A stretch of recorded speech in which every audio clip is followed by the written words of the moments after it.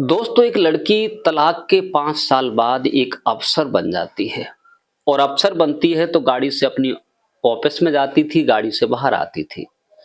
उसके मुंशी और कर्मचारी काम करते थे और वो तहसील में एसडीएम पद पर तैनात थी। दोस्तों, जब कभी नाश्ता हुआ करता था तो बाहर से नाश्ता आया करता था दोपहर के समय लंच में।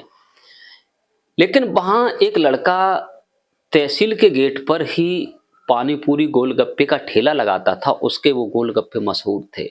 लोग अगर तहसील में काम कराने आते थे तो वहाँ एक बार अवश्य खाकर जाते थे और दूर-दूर से लोग गाड़ियों में आते थे, पैक करवाते थे।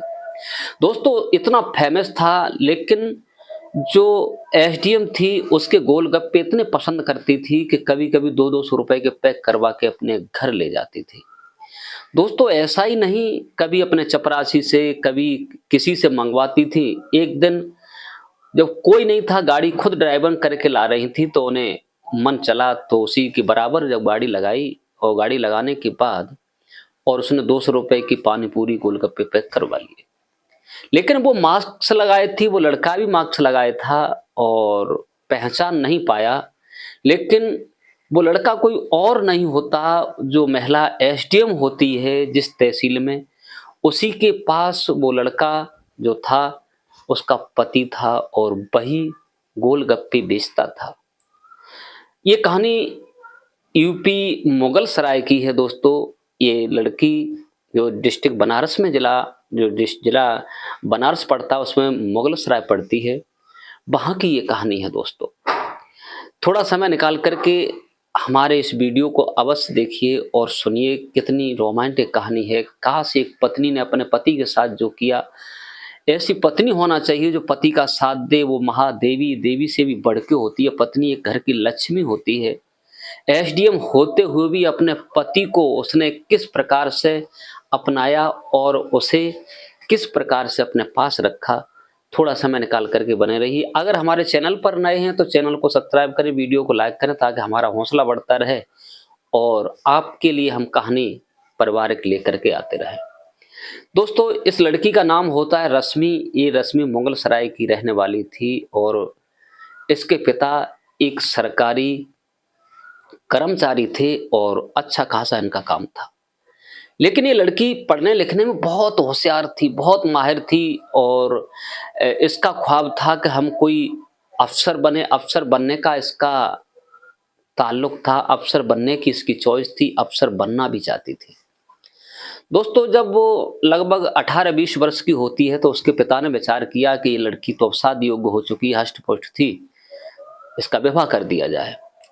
तो रश्मि को नहीं पूछा, न पूछने के बाद और उन्होंने आकर के और इलाहाबाद में उसका विवाह कर दिया, प्रयागराज जिसे कहते हैं।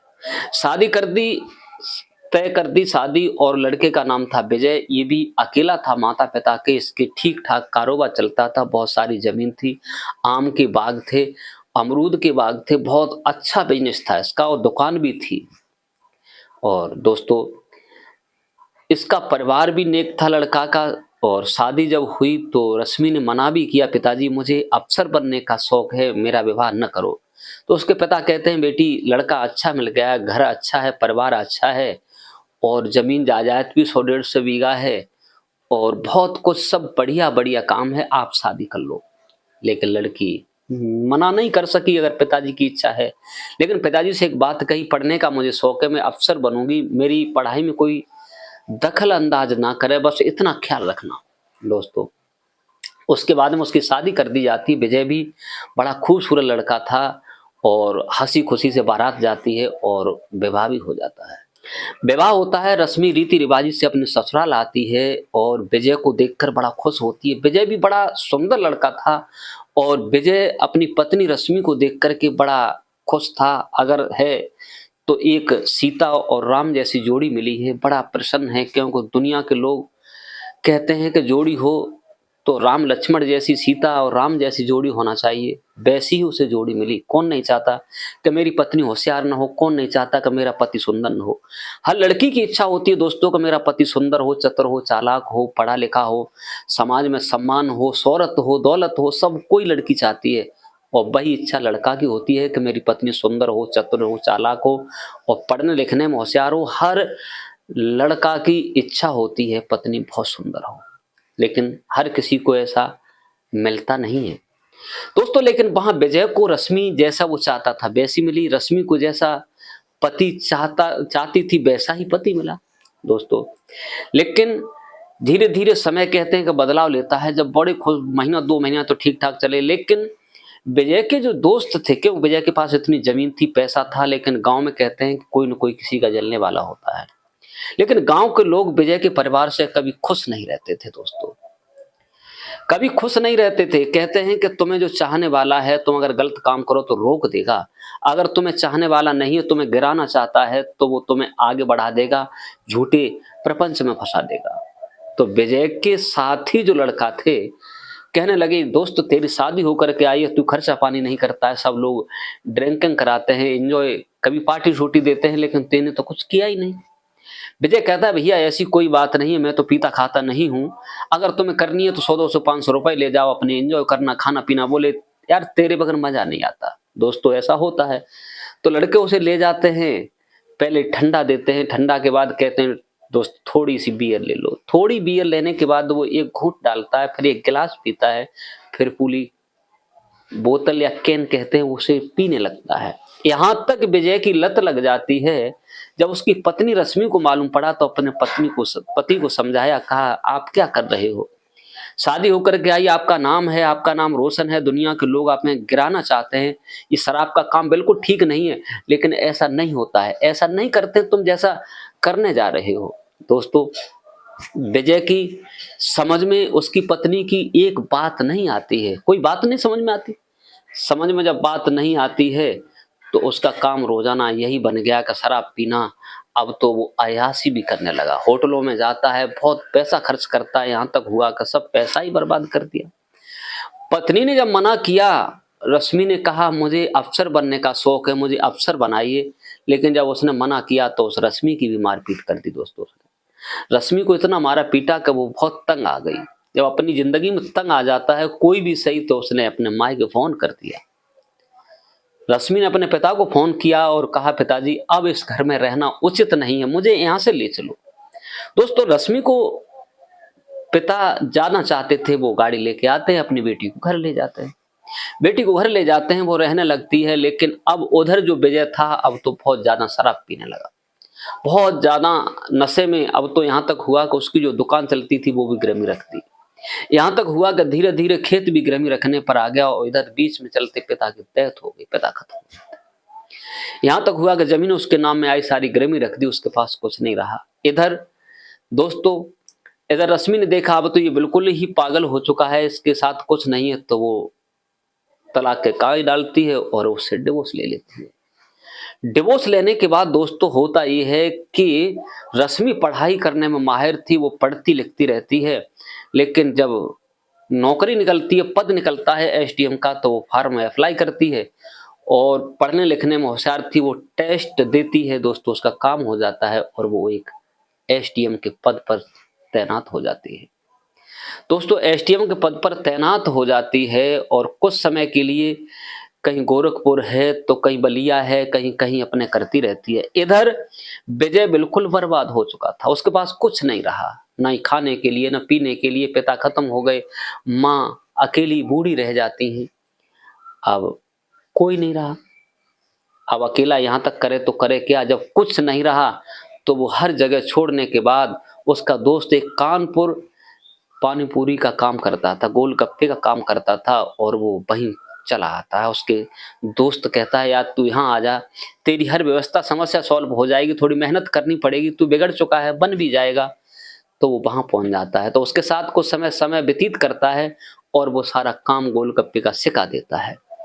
तो विजय को वो जगह भी दिलवाता है, तहसील के किनारे जगह दे देता है। जगह देने के बाद जो पैसा लगता था नगर पालिका को, वो पैसा देता था और वहीं अपना धंधा करने लगता है। इतना बढ़िया टेस्टी काम करता था, वो बनाता था कि लोग कतार में खड़े होकर के और उसके पास आते थे।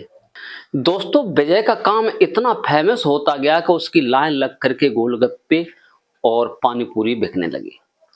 अब इधर होता ये है कि जो एसडीएम बनी हुई उसकी पत्नी जो रश्मि थी, उसका ट्रांसफर होकर के और कानपुर उसी तहसील में आ जाती है जहां पर वो गोलगप्पे बेचता था। दोस्तों, दोपहर में जब नाश्ता होता है तो लोग भाग भाग करके उसकी लाइन में लगते हैं, तो वो भी खाती है। पहली बार कहती बहुत टेस्टी है, लेकिन यहाँ तक हुआ कब वो उसकी लत लग गई कि रोजाना आना जाना और मंगाना और खाना। इसके बाद में दोस्तों एक दिन उसने विचार किया कि मेरे पास कोई है नहीं और पानी पूरी खाने की इच्छा है, तो शाम को जब जाती है तो गाड़ी वहीं से निकालती है। निकालने के बाद जब देखती है और बहुत अच्छा बनाता है, वो गमछा से अपना चेहरा ढके था और ढकने के बाद वो भी अपना मास्क लगाए हुए थी, और जैसे ही उसने उससे ऑर्डर दिया, ऑर्डर देने के बाद किसी प्रकार से उसका गमछा खुल जाता है और वो पसीना पोंछने लगता है। इतने में जो रश्मि होती है एसडीएम, उसकी नज़र पहुंचती है। नज़र जैसे ही अपने पति पर पहुंचती है विजय पर, तो एकदम भौचक्की सी रह जाती है। इतनी मुसीबत कौन सी आ गई जो गोलगप्पे बेचने का ये काम करने लगे। दोस्तों वहां से लेती है, लेने के बाद वो चली जाती है, लेकिन कहती कुछ नहीं है। सवेरे आती है, सीधी ऑफिस में पहुंचती है। ऑफिस में पहुंचने के बाद ऑफिस में बैठती है, लेकिन काम तो करती है, लेकिन उसे वही चिंता सताए थी कि आखिरकार विजय ये काम करता है क्यों करता है। जब दोपहर होता है, लंच के समय में अपने एक मुंशी को भेजती है, चपरासी को, कहा जो गोलगप्पे बेचता है उसे यहाँ पर लेकर के आइए। वो जाता है और कहता है कि मैडम ने आपको बुलाया है और आपको चलना पड़ेगा। जैसे ही वो सुनता है तो एकदम हड़बड़ा जाता है कि ऐसा कौन सा काम गलत हो गया जो आज हमें ये बुला रही है।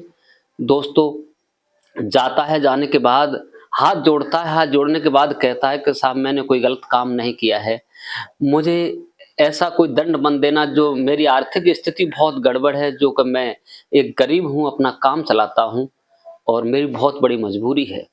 लेकिन वो एसडीएम जो होती है वो बैठने के लिए कहती है, बैठो पर घबराओ नहीं।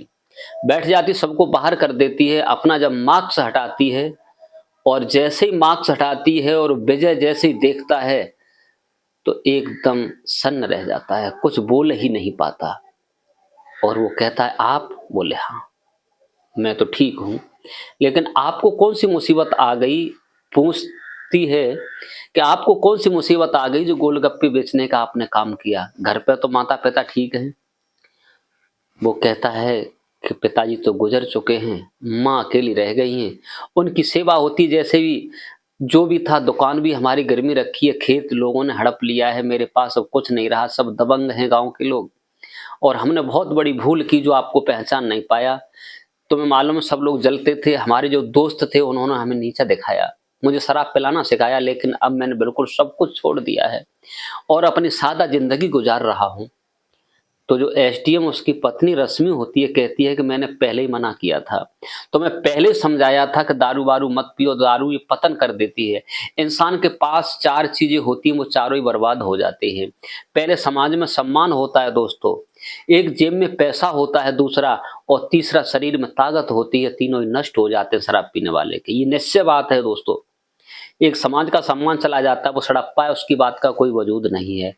दूसरा, जेब में पैसा होता है वो बर्बाद हो जाता है, और तीसरा जो शरीर होता है वो भी नष्ट हो जाता है। तीनों चीजें पतन, इसे रतन कहते हैं, ये पतन कर देता है। तो मेरी विनती सबसे यही है, अगर आप दारू वारू पीते हैं, शराब पीते हैं, पियो, लेकिन घर बर्बाद मत करो। इतने मत हो जो घर बर्बाद हो जाए, खुद भी बर्बाद हो जाओ, बच्चों को कटोरा हाथ में दे दो। ऐसा नहीं करना चाहिए दोस्तों। शराब ही पतन का रतन है दोस्तों। जब बार बार कहा तो कहने लगा हमसे बहुत ही भूल हो गई। रश्मि कहती है खेती थी, सब बोले, सब लोगों ने छीन ली, किसी ने कुछ किया, लेकिन बैनामा किसी के नहीं। तो रश्मि जो होती है कहती आप चिंता मत करो, सारी खेती आपकी वापस आ जाएगी, आप घर पे जाइए, ये काम छोड़ दो, मुझे शर्म आती, पैसे की आवश्यकता है तो हम पैसे देंगे।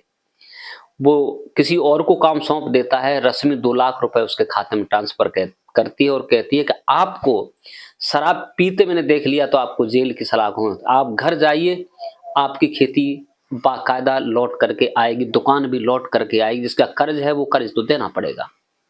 दोस्तों वो वहीं से फ़ोन करती है। फ़ोन करने के बाद जो वहाँ की एसडीएम होते हैं तहसील के, जहाँ वो मुगल सराय में थे, और वहाँ कहा ऐसे-ऐसे काम है, तो वो सारा फ़ोर्स लेकर जाते हैं। जिसकी ज़मीन थी जितनी, विजय की सारी ज़मीन को निकलवाया जाता है। लोग दबाए थे।